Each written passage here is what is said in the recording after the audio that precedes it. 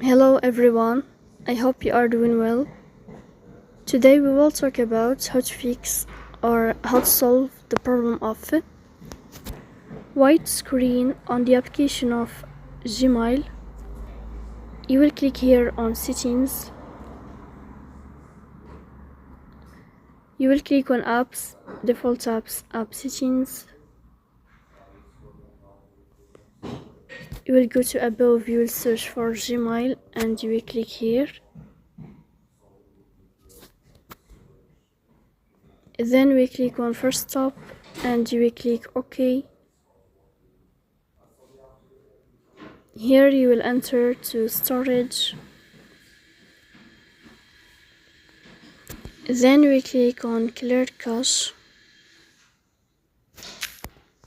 Here we go to Play Store and you will update your app, so please don't forget to press the bell icon.